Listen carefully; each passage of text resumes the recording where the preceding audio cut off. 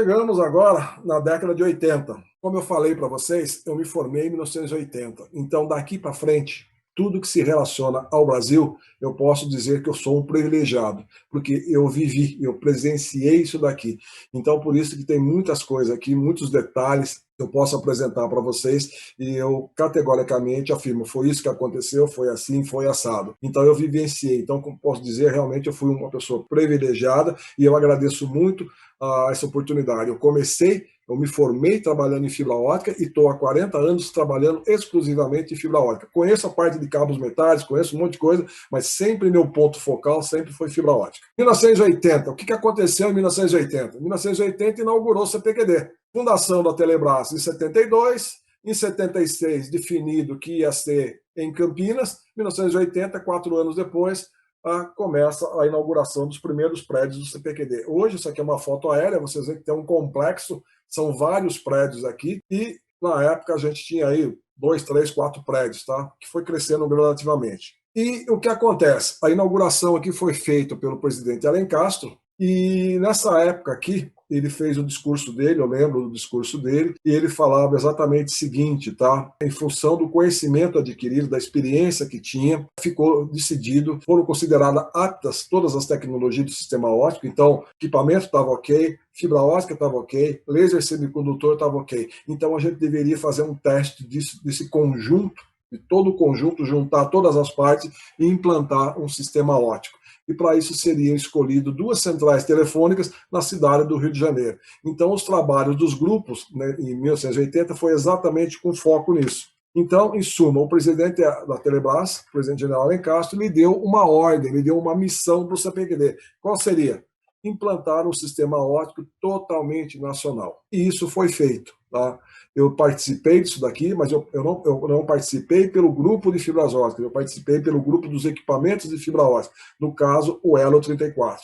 Então, em 1981, aquela fibra Itaipu, que a gente falou que morreu na praia, na verdade ela não morreu na praia, ela continuou, e o pessoal da CPFL, Companhia Paulista de Força e Luz, que na ocasião era uma empresa estatal do governo de São Paulo, hoje a CPFL ela faz parte da State Grid. State Grid é uma gigante empresa chinesa no ramo de energia, ela atua no Brasil, aqui tem várias linhas de transmissões. Então, nas instalações da CPFL em Americana e São José do Rio Preto, que é no interior do estado de São Paulo, foi testada essa fibra e funcionou sem problema nenhum. Então é uma fibra que o pessoal ainda, muita gente utiliza ainda, é uma fibra de degrau, que é para você monitorar status de disjuntor. E esse pessoal começou a se dedicar dedicação exclusiva para o desenvolvimento de uma fibra multimodo para uso em telecomunicações. Então, o pessoal tinha feito a fibra degrau, e agora o pessoal estava querendo uma fibra multimodo para você poder fazer o desenvolvimento dessas telecomunicações. E começaram a trabalhar, a batalhar em cima disso. E, ao mesmo tempo, eles precisavam que essa fibra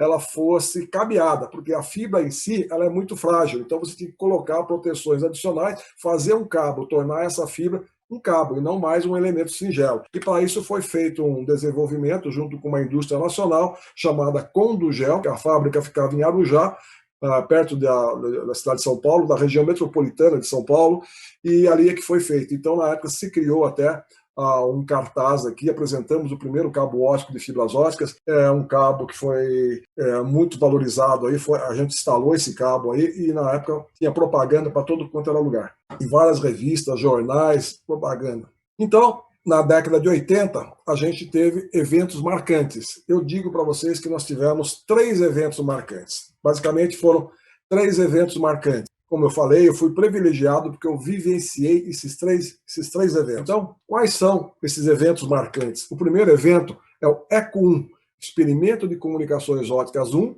foi o evento onde foi instalado e entrou em operações o primeiro sistema óptico totalmente desenvolvido e fabricado no Brasil. Então é aquele evento onde utilizou-se aquele cabo de fibra óptica que vocês viram ali, eu vou falar detalhadamente sobre ele. Então esse foi o primeiro evento marcante, isso foi em 1981. Então nós tivemos um outro evento que é chamado de PICO, Programa de Introdução das Comunicações Ópticas. Era um programa patrocinado pela Telebrás para a implantação de sistemas ópticos nas operadoras. O pessoal das operadoras, todo mundo sabe que a maioria do pessoal fica na zona de conforto. Tá funcionando, tá bom, não vamos mexer, não vamos inventar, então o pessoal se acomoda. E fibra óptica era um negócio novo que o pessoal, ficava com medo. A gente sabia que ia dar certo, mas o pessoal de operadora tinha muito medo. Ah, não, não vamos fazer isso aí, deixa assim, está funcionando, esse cabinho PCM está bom, esse cabinho coaxial está funcionando e tal. Então, para popularizar isso, tirar o mito, desmitificar, o pessoal da Telebrás implantou o Pico, que era exatamente isso aí. E por último foi a implantação pela Telebrasília, entre Brasília e Itaguatinga, aí. Brasília, o plano piloto Itaguatinga, uma cidade satélite, aí, do primeiro sistema óptico com uso de fibras totalmente monomódulo, desenvolvido e fabricado no Brasil. Então vamos falar um pouquinho sobre cada evento desse. ECO 1, primeiro experimento de comunicações ópticas. 1982 foi a implantação desse sistema. Então, entre duas estações no Rio de Janeiro, entre as estações Jacarepaguá e Cidade de Deus, foi instalado um enlace de fibra ótica com aproximadamente 3 quilômetros. Essas duas cidades, Jacarepaguá e Cidade de Deus, pertenciam à CETEL. No Rio de Janeiro, a gente tinha a CETEL e tinha a Telerge também. A Telerge basicamente atendia o interior e a CETEL atendia a grande parte, a grande maioria da cidade do Rio de Janeiro. E, por coincidência ou não, não sei, o general Alencastro, antes de ser presidente da Telebrás, ele foi presidente da CETEL. Será que é coincidência? Não sei. Tá? E nessa época, então, foi implantado esse sistema e o sistema foi inaugurado pelo general Alencastro e as autoridades. Como que era esse cabo óptico aqui? Esse cabo óptico era constituído por 4 monofibras. O que é uma monofibra? A monofibra, você tem aqui a fibra com revestimento primário, por cima você tinha um revestimento plástico, que dá mais ou menos 0,9, em volta disso daí você tinha aí o fibra aramida, né, as fibras aramidas, e por cima você tinha uma capa. É exatamente a monofibra que a gente tem hoje, aquela que você usa para interligar a tua OLT ao teu DGO, por exemplo, aquilo ali é uma monofibra. Então, foram justapostas 4 monofibras dessas daí, com uma capa por cima. Coincidentemente, época do governo militar, nacionalismo, eu amo o meu Brasil, Brasil acima de tudo, tal, coisa desse tipo aí, tinha um monte de slogan, tá?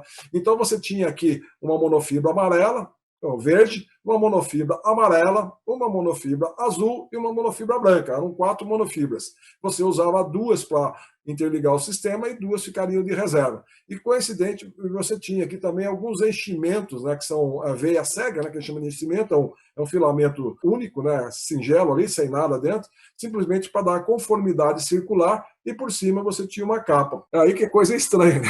Totalmente nacionalista, e o cara põe uma capa vermelha no cabo, tá? Fica um negócio de maluco, tá? O pessoal, vocês são doidos, né?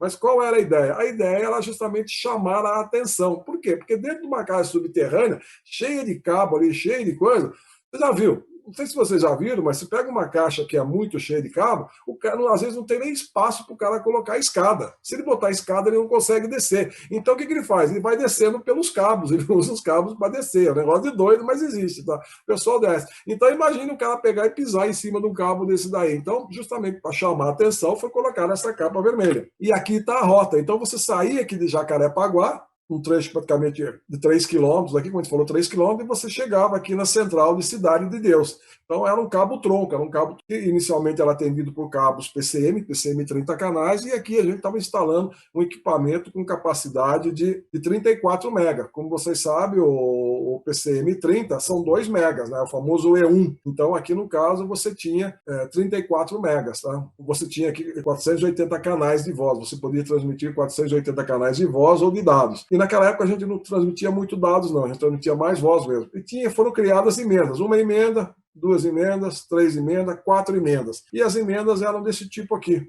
Você entrava com o cabo na base, foi usada uma caixa chamada TSU, Terminal Subterrâneo, e dentro dessa caixa é onde você acomodava as emendas, as reservas e a sobra de emenda. E aqui você não usava os tubos termocontrato. Nessa época não existia ainda o tubo termocontrato. Então o pessoal fazia a emenda, fusão, colocava numa cadaleta em forma de U, e preenchia essa cadaleta com cascopox. A cascopox é uma resina epóxi. Tá? Isso daí foi na época que foi utilizado. No meu canal, novamente, eu volto a falar, tem bastante detalhes sobre isso daí.